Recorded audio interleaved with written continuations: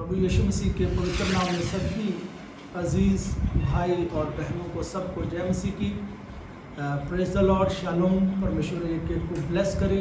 मैं विश्वास करता हूँ कि आज परमेश्वर ने जो सुंदर समय दिया है कि प्रभु के पवित्र वचन को आपके साथ शेयर कर सकूं, ताकि हम परमेश्वर की योजना को अच्छी रीति से समझ सकें और हमारे जीवन में उन्नति हो, हम अपने जीवन में और ज़्यादा प्रभु के गहरे प्रेम को जान सकें।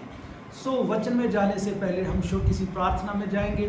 प्रभु से हम अगुवाई मांगेंगे कि प्रभु हमको सिखाए आज के वचन को। प्रिय परमेश्वर, तेरा धन्यवाद करते हैं सारी भलाइयों के लिए जो तूने आज तक हमारे सबके जीवन में की है। आज जब तू हमारे साथ अपने पवित्र वचन के द्वारा बातचीत कर रहा है परमेश्वर, मैं तुझसे विनती करता हूँ कि तेरा पवित्र आत्मा हमसे बात करे, तेरा पवित्र आत्मा हमको सिखाए, तेरा पवित्र आत्मा हमको तेरे वचनों के ऊपर चलने की आशीष दे और जीवनों में जितनी भी कमियां और घटियां पाई जा रही है सबके जीवनों में तेरी आशीष उतर करके आए, कमियां और घटियां दूर हो जाए। प्रभु तेरे हाथों में देता हूँ, आइए पवित्र आत्मा के द्वारा अगुवाई करें, सबको ब्लेस करें। प्रभु यीशु मसीह के पवित्र और सामर्थी नाम में मांगते हैं, आमीन। मेरे प्रियो, आइए हम प्रभु के पवित्र वचन की ओर जाएंगे। सबने पूरा ध्यान लगा करके प्रभु के पवित्र वचन को सुनना है। मेरे साथ निकालिए यशायाह की पुस्तक, उसका 26वां अध्याय और उसके दूसरे, तीसरे और चौथे वचन को हम पढ़ेंगे। यशायाह चैप्टर 26 वर्स 2, 3, 4। फाटकों को खोलो कि सच्चाई का पालन करने वाली एक धर्मी जाति प्रवेश करे, जिसका मन तुझ में धीरज धरे हुए है। उसकी तू पूर्ण शांति के साथ रक्षा करता है, क्योंकि वह तुझ पर भरोसा रखता है। यहोवा पर सदा भरोसा रख, क्योंकि प्रभु यहोवा सनातन चट्टान है। वह ऊंचे पद वाले को झुका देता है, जो नगर ऊंचे पर बसा है उसको वह नीचे कर देता है। वह उसको भूमि पर गिराकर मिट्टी में मिला देता है। वह पांवों से वरन दरिद्रों के पैरों से रोंदा जाएगा। 7 वचन भी पढ़ दीजिए। धर्मी का मार्ग सच्चाई है, तू जो सवे सच्चाई है, तू धर्मी की अगुवाई करता है। आमीन। मेरे प्रियो, आज प्रभु का वचन हमसे जो बात कर रहा है, मैं सबको कहना चाहता हूँ कि वचन के आखिर तक बने रहिए। आपके लिए जो परमेश्वर की योजना है आपको समझ आएगी और ज़रूर आप उन्नति पाएंगे यीशु मसीह के नाम से। मेरे प्रियो, यहाँ पर प्रभु अपने दास यशायाह के द्वारा भविष्यवाणी कर रहा है, जो प्रभु यीशु मसीह के आगमन से पहले 750 साल पहले ही अपने दास के वसीले से परमेश्वर ने बोली। और यहाँ पर लिखा गया है कि फाटकों को खोलो कि सच्चाई का पालन करने वाली एक धर्मी जाति प्रवेश करे। मेरे प्रियो, धरती के ऊपर कोई सच्चाई की पालना करने वाला नहीं। वचन कहता है एक भी धर्मी नहीं, परंतु परमेश्वर ने ऐसी युक्ति चलाई, परमेश्वर ने ऐसा हमारे लिए प्रावधान किया, एक आसान सा तरीका परमेश्वर ने हमारे जीवन में लेकर के आया। ध्यान से सुनिएगा, क्योंकि जब अदन की वाटिका में आदम और ईव ने पाप किया और उस पाप के कारण हमारे लिए, सबके लिए दरवाज़ा बंद हो गया, क्योंकि हम पाप में चले गए और पापी कौम परमेश्वर के राज्य में प्रवेश नहीं कर सकती। और यहाँ पर लिखा गया है कि सच्चाई का पालन करने वाली एक धर्मी जाति प्रवेश करे। परमेश्वर ने अपने पुत्र प्रभु यीशु मसीह को हमारे लिए दिया और जो कोई उसके ऊपर विश्वास करता है उनके लिए फाटक खुल जाता है। क्यों फाटक खुल जाता है? क्योंकि यीशु मसीह ने मेरे और आपके सबके अपराधों को, पापों को क्रूस के ऊपर ले लिया। और इसकी जिंदा मिसाल हमें तब मिलती है इस वचन की कि फाटकों को खोलो। वो कब खुला? जब प्रभु यीशु मसीह ने क्रूस के ऊपर अपनी जान दी। और वचन कहता है कि जो यरूशलेम में उस टाइम में मंदिर था, मंदिर का जो पर्दा था वो फट कर के 2 भागों में बंट गया।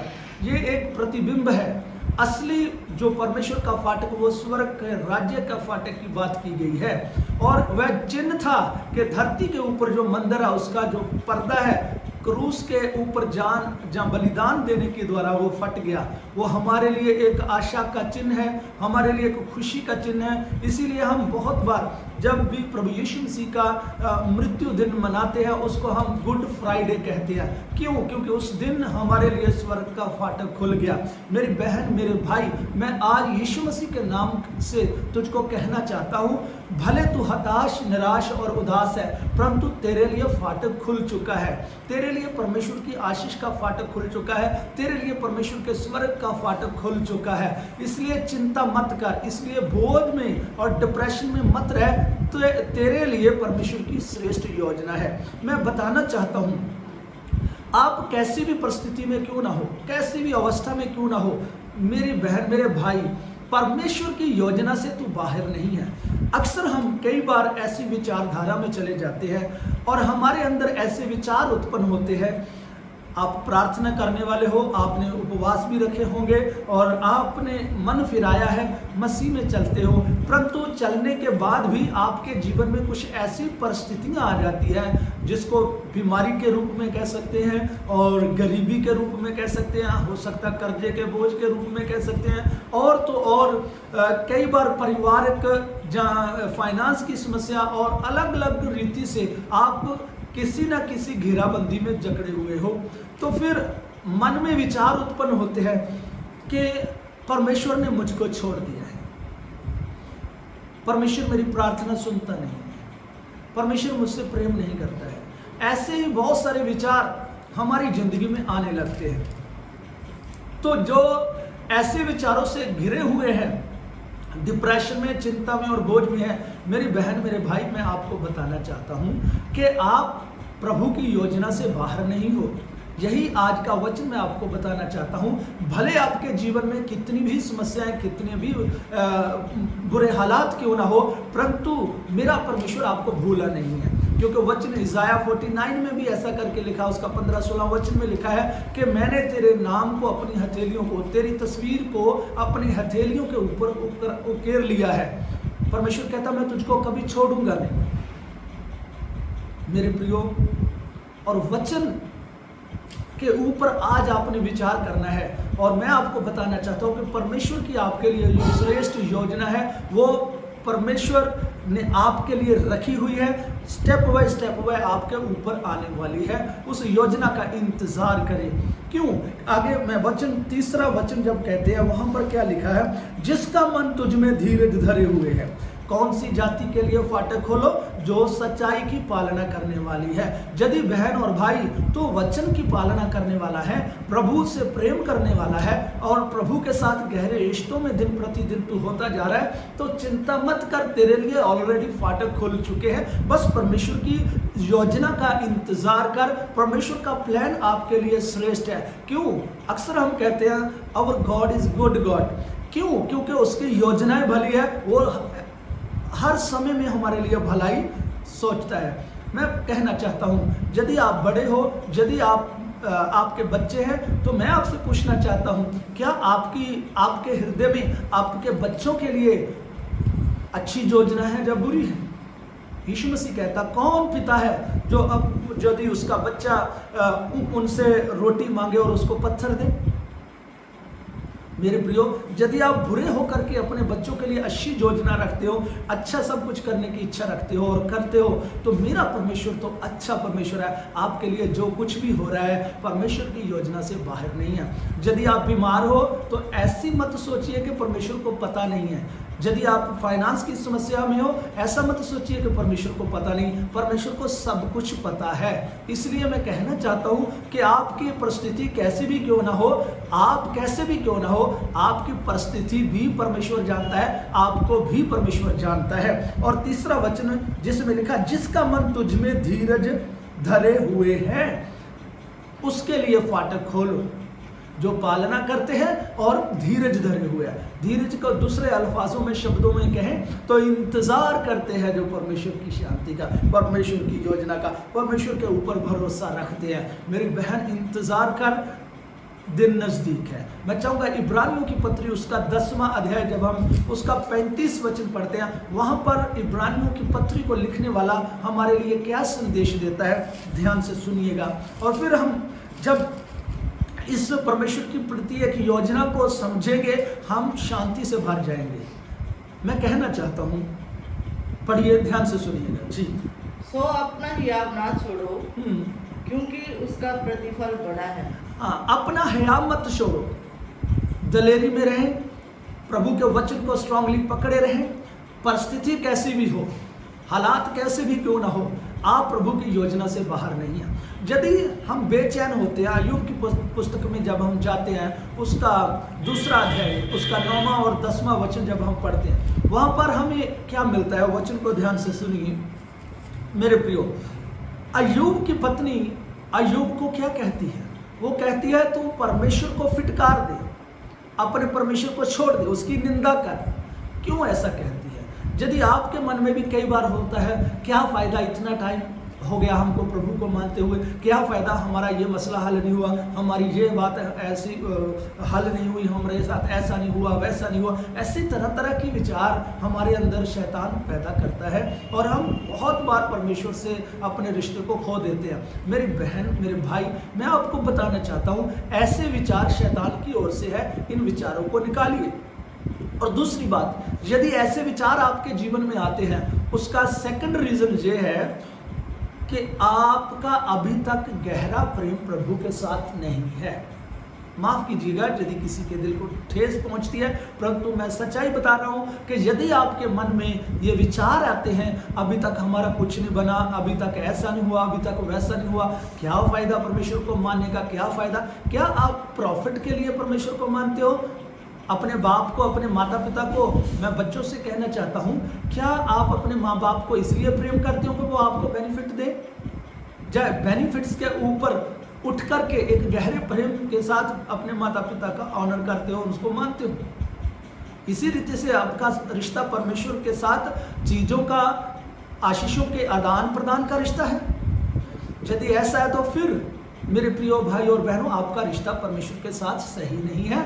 आप परमेश्वर की असली योजना को समझ नहीं पाए। अय्यूब की पत्नी के बारे में और अय्यूब के बारे में मैं आपको थोड़ा कोट करना चाहता हूँ, बताना चाहता हूँ, ध्यान से सुनिए। अय्यूब के बेटे 7 और बेटियां 3।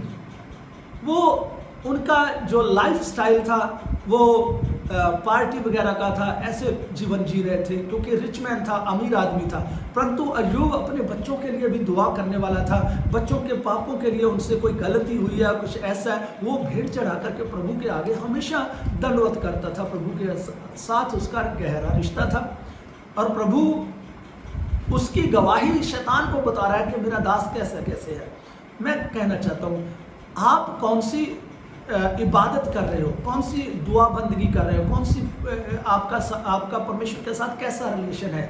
अय्यूब के जैसा है या अय्यूब की पत्नी के जैसा? आप बोलोगे वो कैसे? अय्यूब की पत्नी का परमेश्वर के साथ संबंध था, परंतु केवल उसके पति के कारण था, केवल आशीषें आती जाए उसके कारण था। आशीषें मिलती जाए तो praise the lord, praise the lord, praise the lord, oh thanks to God. आशीषें आ रही है तो प्रभु की प्रेज हो रही है, परंतु आशीषें जा रही है तो कोई प्रेज नहीं है। चेहरे के ऊपर चिंता के सिम्टम नजर आते हैं, डिप्रेशन के सिम्टम नजर आते हैं। क्या फायदा, क्या फायदा, क्या फायदा? तो मैं कहना चाहता हूँ, आप सच्चे प्रेम में अभी तक नहीं गए। मेरी बहन, मेरे भाई, क्या आप अय्यूब की पत्नी के जैसे प्रभु के आगे प्रार्थना करते हो? अय्यूब की पत्नी करती होगी प्रार्थना, क्योंकि पति और पत्नी थे, भेंट चढ़ाते समय वो भी साथ होती होगी। परंतु परमेश्वर ने अय्यूब का नाम कोड किया, उसकी पत्नी का नाम तक नहीं आ रहा। मेरे प्रियो भाई और बहनों, आप कौन से रिश्ते में प्रभु के साथ जुड़े हुए हो? किस थॉट के साथ प्रभु के साथ अपने रिलेशन बनाए हुए? और इसी कारण जब मैं 2 बातें बताना चाहता हूं अय्यूब की पत्नी के बारे में। उनके दुख को भी समझना जरूरी है। जब उसके दुख को समझेंगे, हम अपने दुख को भी समझ सकेंगे। दुख की बात करते हैं, उस बहन के 7 बेटे और 3 बेटियां मर गई। ढेरों नौकर चाकर, 7000 भेड़ बकरियां, 3000 ऊंट, 500 जोड़ी बैल और 500 गधियां, ढेरों सारे नौकर चाकर, जमीन जायदाद, सब कुछ लुटपुट गया। यहाँ तक कि अय्यूब के शरीर के ऊपर फोड़े निकल आए, जख्म निकल करके आ गए।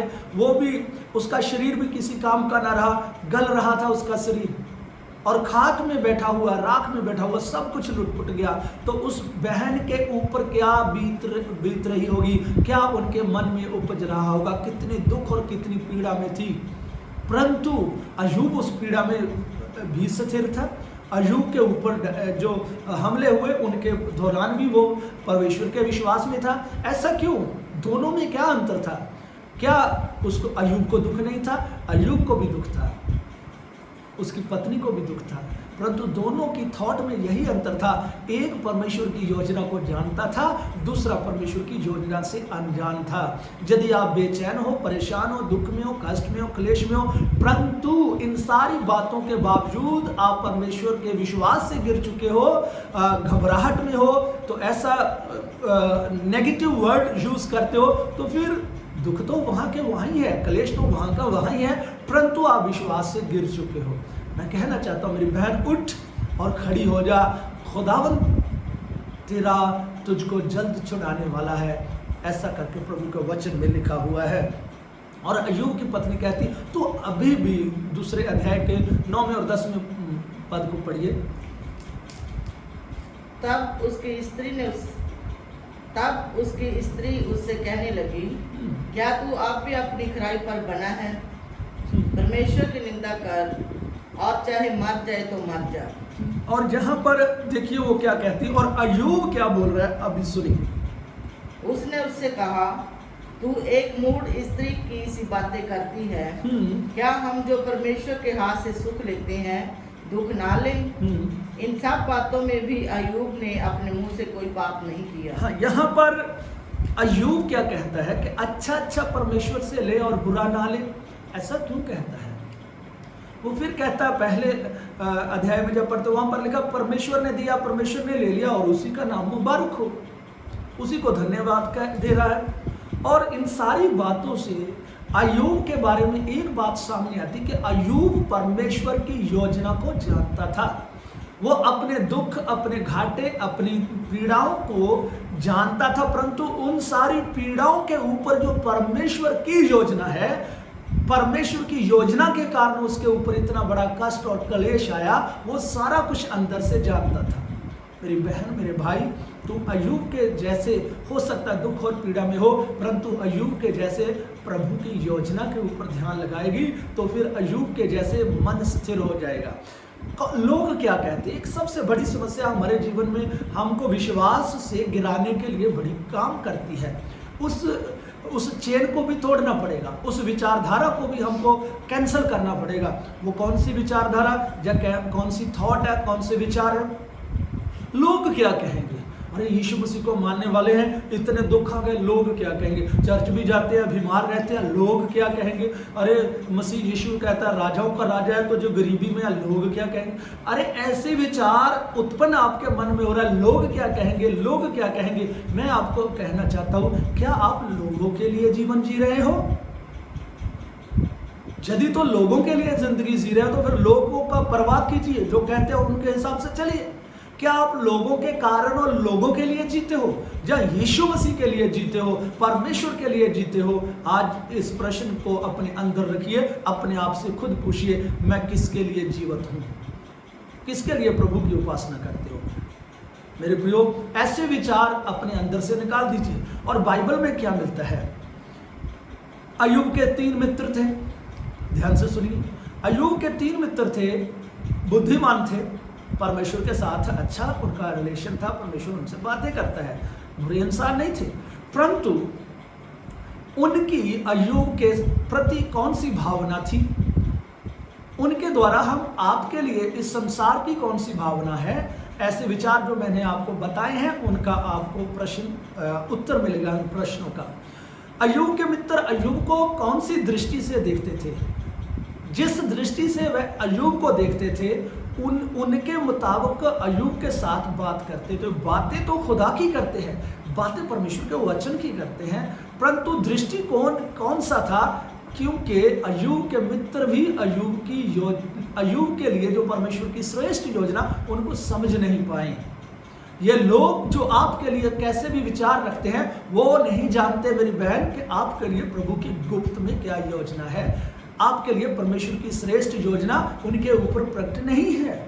इसीलिए आपके लिए वो वैसे बोलेंगे, वो यीशु को मानते इतने दुख में, ऐसा हो गया वैसा हो गया, क्या फायदा इनको चर्च में जाने का, क्या फायदा उपवास रखने का, क्या फायदा, क्या फायदा। फायदे के तौर पर वो आपको देखते हैं, घाटे और नुकसान को देखते हैं आपके लिए, वो उनका दृष्टिकोण है। अय्यूब के मित्रों का दृष्टिकोण अय्यूब के लिए यही था। उन्होंने क्या देखा? पहले ब्लेस्ड अय्यूब को देखा, अमीर अय्यूब को देखा।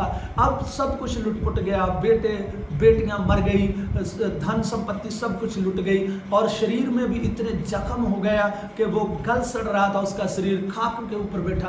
एक उनकी दृष्टि में ऐसा विचार उत्पन्न हुआ तीनों मित्रों के, इसने पाप किया है,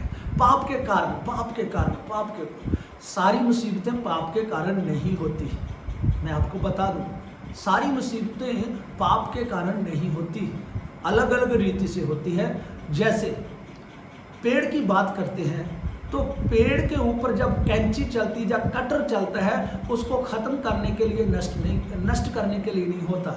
कई बार माली उसको काटता है और छांटता है, उसकी डालियों को काटता है, परंतु इसलिए नहीं कि उस पेड़ को नष्ट कर दिया जाए, इसलिए कि पेड़ और ज्यादा फल लेकर के आए। इसी रीति से बहुत सारे दुख हमारे जीवन में इस रीति से भी आते हैं कि हमको और ज्यादा गहरे प्रेम में ले जा करके हमको और फलदार करें। मेरे प्रियो, अय्यूब के मित्रों की दृष्टि अय्यूब के लिए यही थी कि इसने पाप किया, ऐसा किया, वैसा किया, इसलिए इसके साथ सब कुछ हो गया। परंतु अय्यूब के मित्र अय्यूब के लिए योजना को ना समझ पाए, परंतु अय्यूब उन दुखों में भी समझता था। जैसे हम पढ़ेंगे, जब 19 अध्याय पढ़ते हैं अय्यूब की पुस्तक, उसका 19 अध्याय का 25वां वचन, जॉब चैप्टर 19 वर्स 25 पढ़ेंगे। मुझे तो निश्चय है कि मेरा छुड़ाने वाला जीवित है। हाँ, यहाँ पर अय्यूब अपने मित्रों को कहता, आपकी मेरे लिए क्या विचार है, आपकी मेरे लिए क्या सोच, ये मायना नहीं रखता, परंतु मैं जानता हूं कि परमेश्वर की मेरे लिए क्या योजना है, परमेश्वर मेरे लिए क्या है। वो कहता, मैं जानता हूं, मुझे निश्चय है। फिर पढ़िए, मुझे तो निश्चय है, मुझे तो निश्चय है, मेरा छुड़ाने वाला जीवित है, मेरा छुड़ाने वाला जीवित है, और वह अंत में पृथ्वी पर खड़ा होगा। हाँ, मैं कहना चाहता हूं, आप किसी भी दुख, किसी भी कष्ट, किसी भी परिस्थिति में क्यों हो, आप आगे देखिए, वर्तमान को मत देखिए, फ्यूचर को देखिए। फ्यूचर में हमेशा पॉजिटिव सोचिए। यदि आप परमेश्वर के साथ बेस्ट रिलेशन में हो तो आपके लिए सब कुछ बेस्ट होने वाला है। आमीन। और आगे योजना अय्यूब बता रहा है, खुद बता रहा है, मैं जानता हूं कि मेरा परमेश्वर जीवित है, मैं जानता हूं कि आखिर में यो योजना का रिजल्ट मेरे ऊपर निकलने वाला, मेरा परमेश्वर इसी पृथ्वी के ऊपर, इसी खाक के ऊपर आकर के खड़ा होगा और मुझको चंगा करेगा।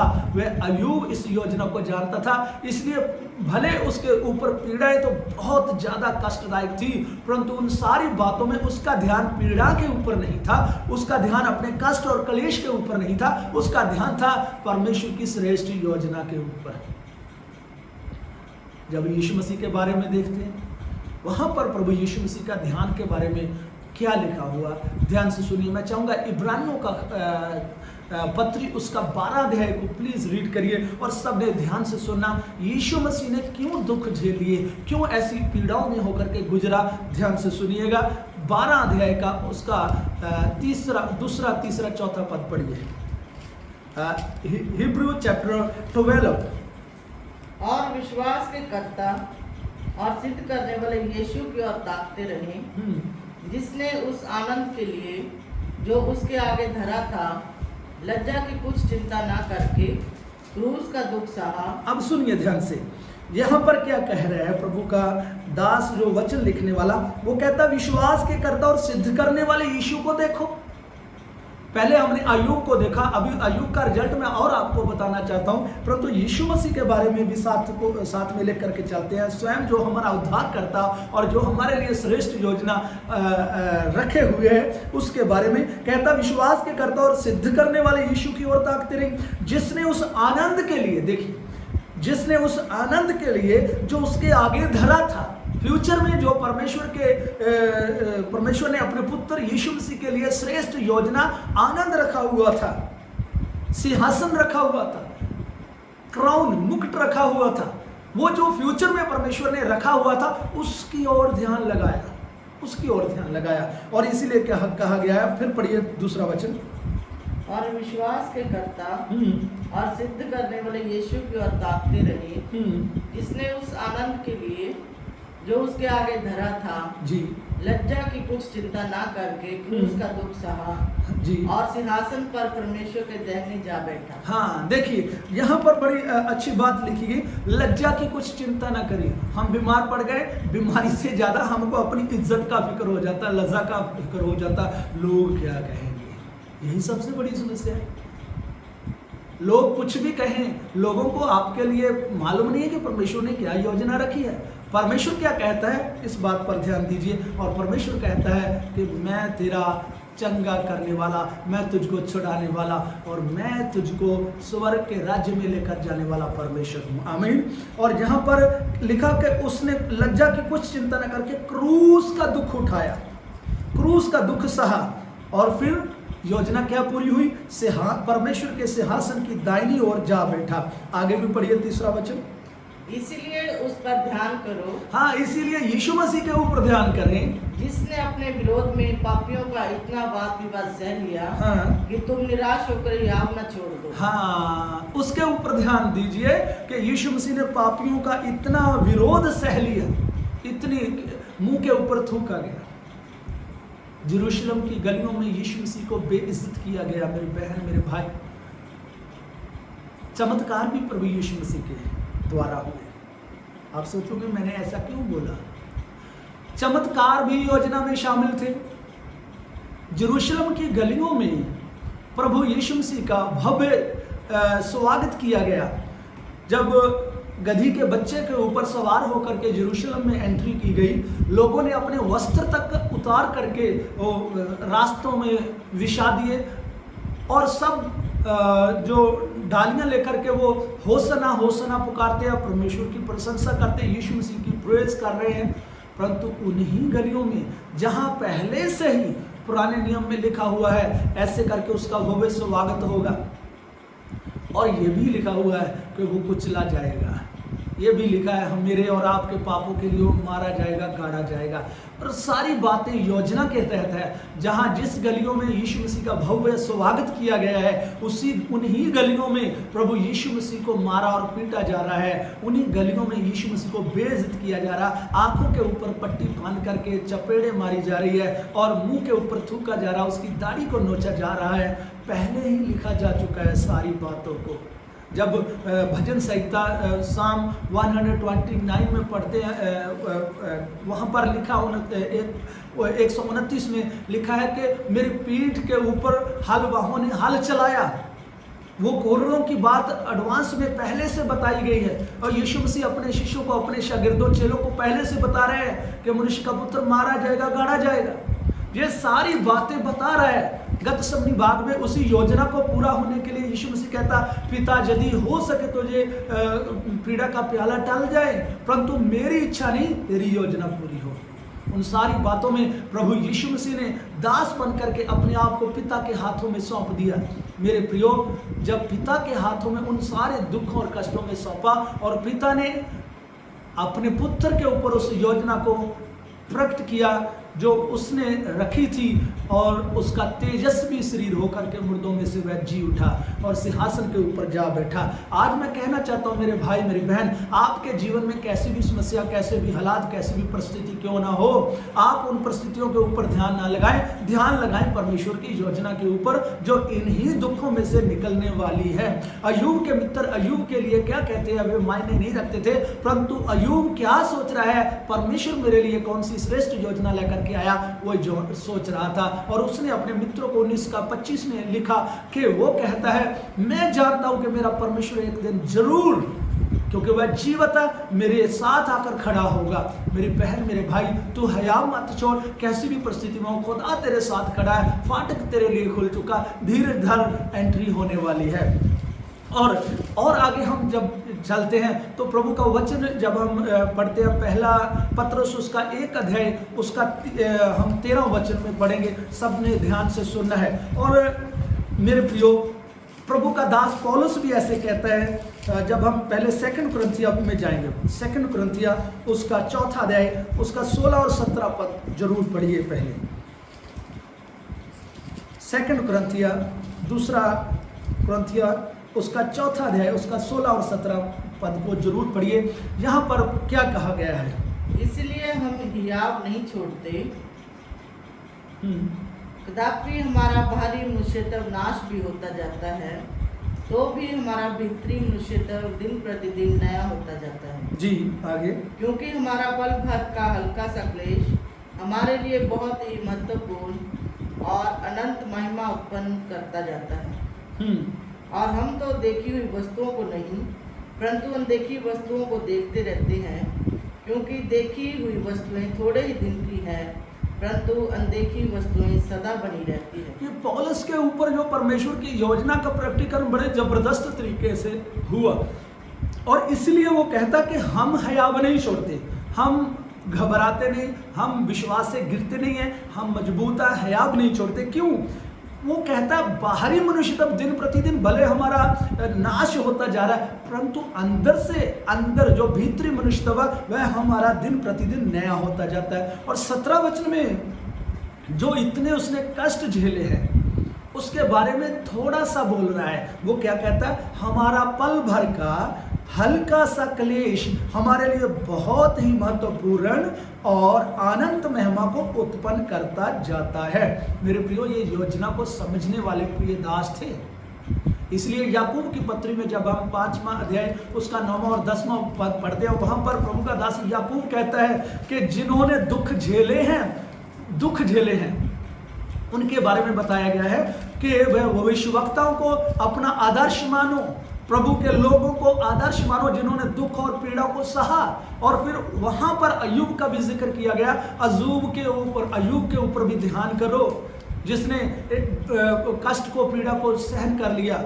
मेरी बहन, मेरे भाई, आप कितनी भी परिस्थिति, कैसी भी हालातों में हो, परमेश्वर की श्रेष्ठ योजना आपका इंतजार कर रही है। विश्वास में बने रहिए, ख्याल मत छोड़िए।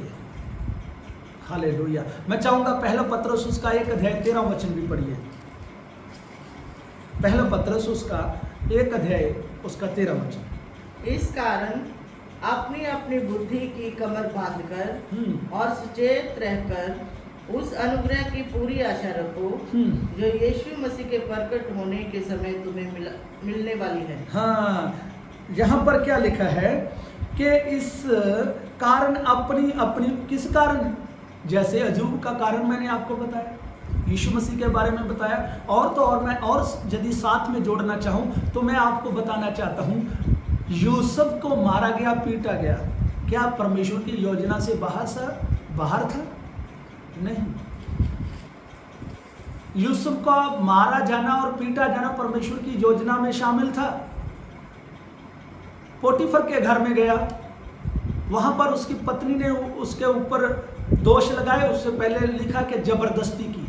मैं एक और बात बताना चाहता हूं, अय्यूब के साथ उसकी पोटीफर की पत्नी का जबरदस्ती किया जाना यह भी योजना में शामिल था, क्योंकि यदि वहां वह रहता तो एक घर का मुखिया बन करके ही रहता।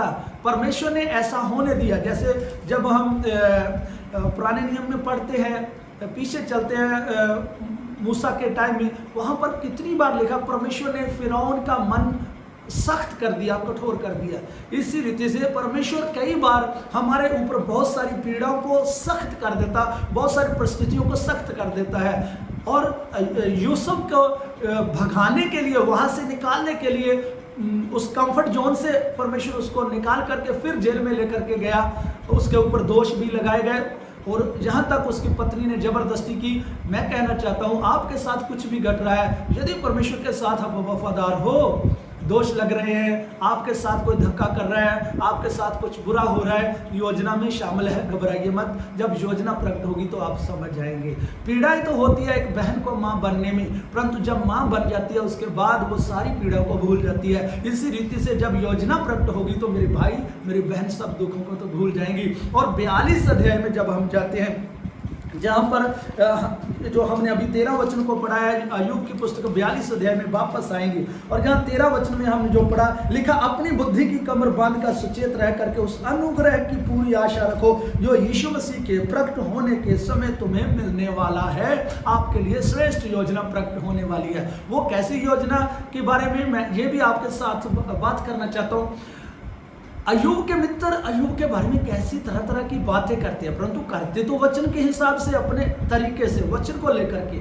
परंतु आखिरी अध्याय में 42वें अध्याय में क्या हुआ, जैसे 19 का 25 में अय्यूब कहता है, मुझे नेचा के मेरा परमेश्वर जीवित है और आखिरी दिन में वो मेरे साथ आकर के खड़ा होगा। और यूं सचमुच ऐसा ही हुआ। मेरे प्रियो, अय्यूब की पुस्तक 42 अध्याय में लिखा गया है कि अय्यूब के साथ परमेश्वर बात कर रहा है। अय्यूब परमेश्वर के साथ और परमेश्वर अय्यूब के साथ बात कर रहा है, और अय्यूब के साथ बातें करने के बाद उसका जीवन पूरी तरह बदल गया।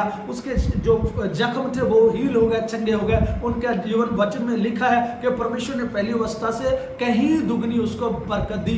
जैसे मैं थोड़ा सा बताऊं तो वचन कहता है कि परमेश्वर ने फिर उसको 7 बेटे और 3 बेटियां दी, और ऐसे सुंदर बच्चे दिए को वो भूमि के ऊपर और नहीं थे, उसके बारे में ऐसा लिखा हुआ। फिर वचन कहता है कि पहले 3000 ऊंट था, वो 6000 में बदल गए।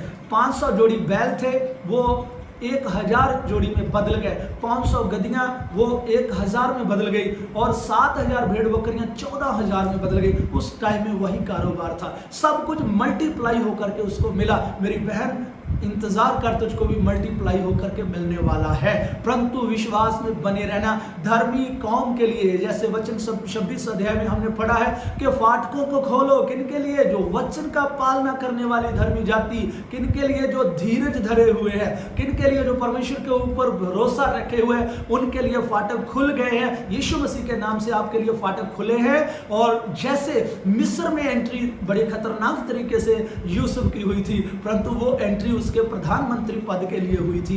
आपकी एंट्री हो सकता है बड़ी खतरनाक, आगे चल रहे हैं, खतरनाक तरीके से आप आगे जीवन बसर कर रहे हैं, परंतु आने वाला भविष्य आपके लिए बेस्ट होने जा रहा है। जैसे यूसुफ के ऊपर बड़े कष्ट और पीड़ाएं आई, परंतु प्रधानमंत्री के पद तक वो पहुंचा। अपने परिवार, अपने घराने, अपने कुनबे के लिए, अपनी जाति के लिए वो ब्लेसिंग का कारण हुआ। तू भी मेरी बहन, तू भी मेरे भाई, तू ऐसा ही होने जा रहा है। और जब अय्यूब की पुस्तक में पढ़ते हैं, अब सुनिए ध्यान से, एक बड़ी रोचक बात मैं बताना चाहता हूं। इसका 7वां पद 7 से लेकर 9 तक पढ़ेंगे 42वें अध्याय में। और ऐसा हुआ कि जब यहोवा ये बातें अय्यूब से कह चुका जी, तब उसने तेमानी एलीपज से कहा, मेरा क्रोध तेरे और तेरे दोनों मित्रों पर भड़का है, क्योंकि जैसी ठीक बात मेरे दास अय्यूब ने मेरे विषय कही है, वैसी तुम लोगों ने नहीं कही। हाँ, अब सुनिए, ये क्यों परमेश्वर कह रहे हैं। ये 3 मित्र वचन जानते हैं, सब कुछ जानते हैं, परंतु अय्यूब के लिए दृष्टिकोण सही नहीं था। ये संसार का आपके लिए दृष्टिकोण कैसा भी हो, एक टाइम पलटी मारेगा अवश्य। वही भाई जो एक दिन मार पीट कर रहे थे, वही आगे झुक रहे हैं, एक टाइम आएगा आपके लिए।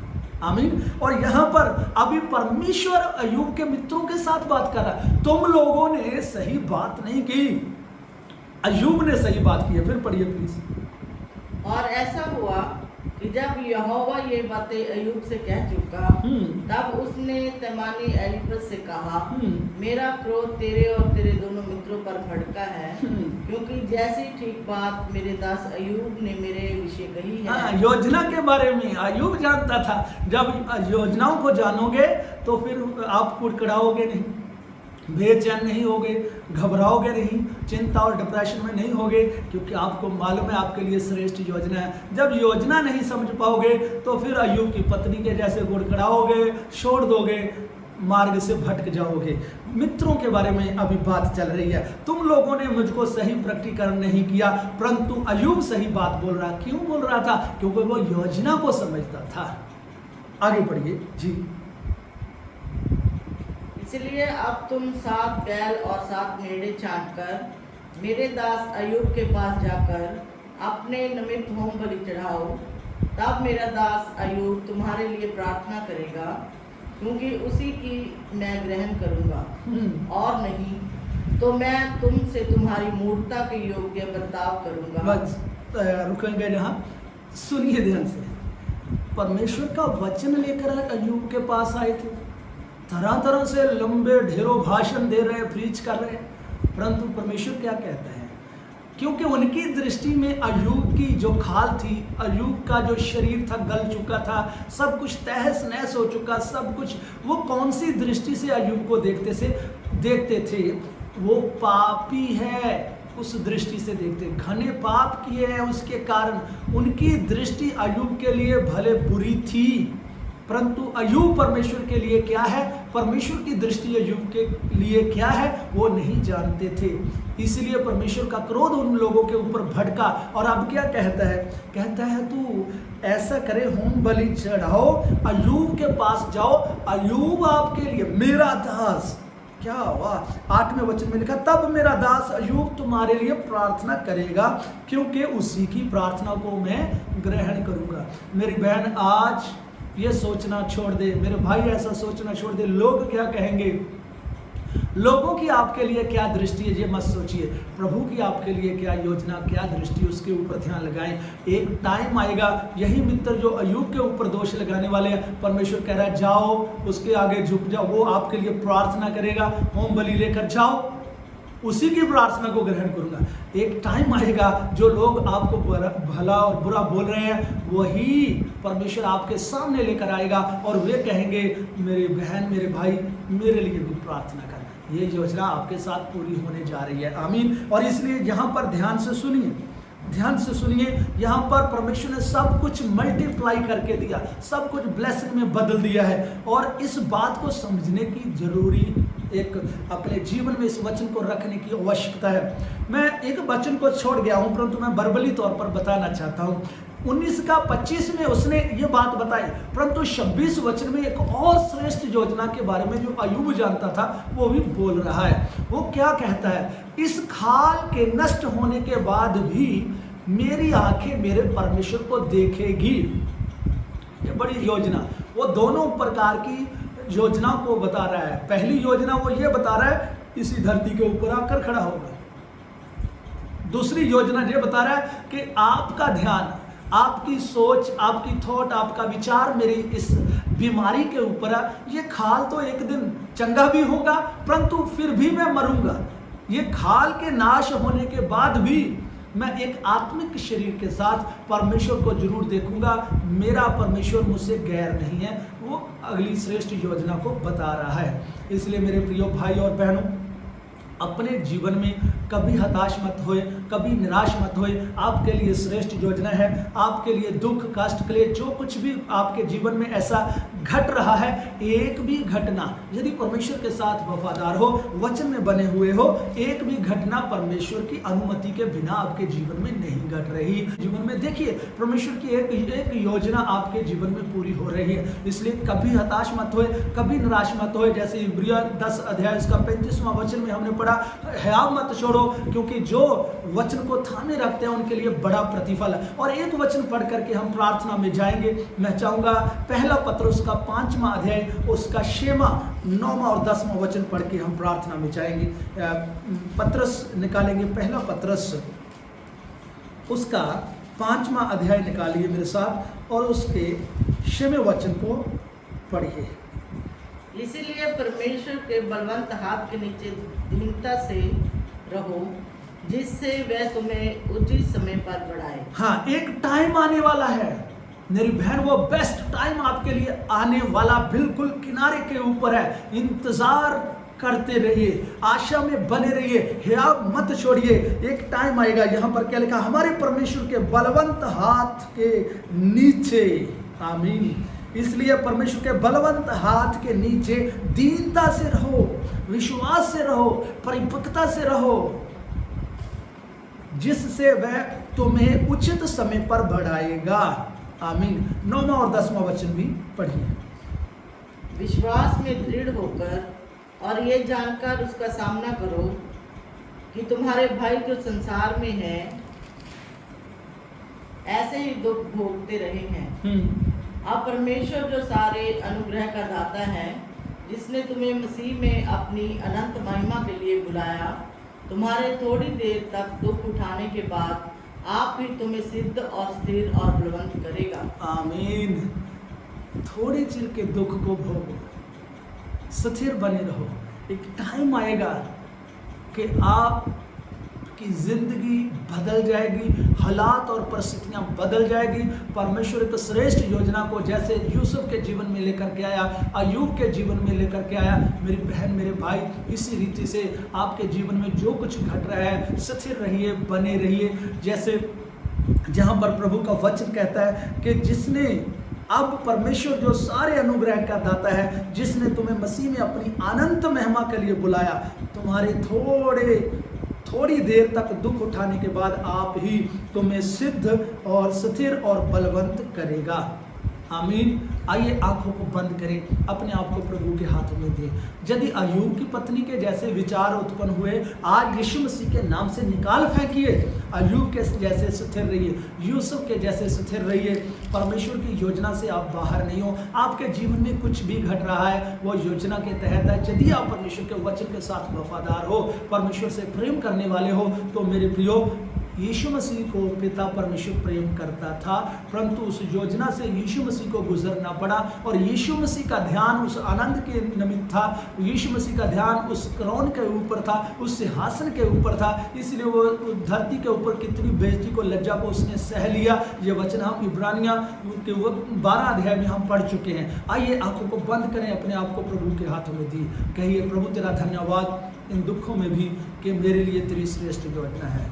मैं आज जान गया हूँ कि दुख भी मेरी योजना, मेरी परमेश्वर की योजना में शामिल है। मुझको ब्लेस करने के लिए, मुझको परमेश्वर के साथ रिलेशनशिप मजबूत करने के लिए ये दुख भी शामिल है। सारी बातें प्रभु तेरे आगे रखता हूँ और मैं आज तेरे श्रेष्ठ वचन को समझ गया, धन्यवाद करता हूँ। और प्रभु तेरा पवित्र वचन मेरी अगुवाई करे।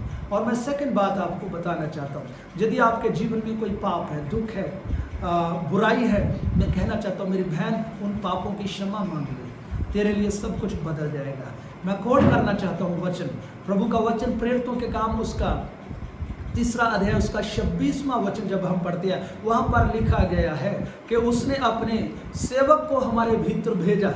अब वो कौन सा सेवक? यीशु मसीह भेजा, ताकि हम सबको हमारे पापों से, हमारी बुराइयों से हमको छुटकारा दिला करके हमको आशीष दे। यदि आपके जीवन में पाप और बुराई है, आज इस टाइम आपके पास सुनहरी मौका है, समय है कि अपने पापों को मान लीजिए, आप उस योजना में शामिल हो जाइए। कई बार हम पाप करते हैं तो योजना से बाहर हो जाते हैं, क्योंकि परमेश्वर जबरदस्ती नहीं करता। हमारे लिए श्रेष्ठ योजना को रखा हुआ है, परंतु उसने हमको अपनी इच्छा दी है। हम उस योजना में शामिल भी हो सकते हैं, योजना से बाहर भी जा सकते हैं, क्योंकि स्वयं परमेश्वर हमारे साथ धक्का नहीं करता, जबरदस्ती नहीं करता। यदि तू अपने पापों अपराधों के कारण योजना से बाहर हो चुकी है, आजा मेरी बहन, इंतजार कर रहा है मेरा प्रभु। आजा मेरे भाई, इंतजार कर रहा है मेरा प्रभु। फिर से अपना मन फिरा, फिर से प्रभु के अधीन हो जा, फिर से ढांढस को बांध ले, फिर से अपने आप को प्रभु के अधीन कर ले। परमेश्वर की श्रेष्ठ योजना में आ जा। परमेश्वर आपको और ज़्यादा बढ़ाने जा रहा है।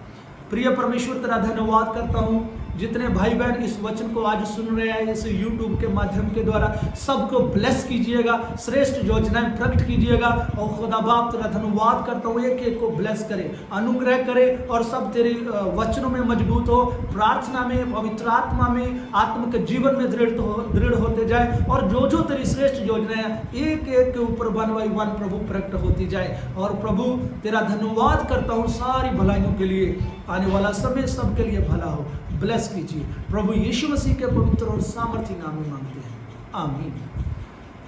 प्रभु यीशु मसीह के पवित्र नाम में एक बार फिर आप सबको जय मसीह की। मैं विश्वास करता हूँ आज के वचन के द्वारा आप लोगों ने बड़ी आशीष को पाया है, ग्रहण किया है। और साथ में मैं कहना चाहता हूँ कि जो YouTube चैनल है, पास्टर जसवीर लाडी करके जो YouTube चैनल है, इसको सब्सक्राइब करें और दूसरों को भी सब्सक्राइब करने के लिए उत्साहित करें। आप और ज़्यादा वचन को सुन सकते हैं। और सब्सक्राइब करने के साथ बेल आइकन जरूर दबाएं और इस वचन को दूसरों तक शेयर करें। आप कमेंट करके लिख सकते हो, बता सकते हो आपको कैसा अनुभव हुआ है। परमेश्वर आप सबको बरकत दे।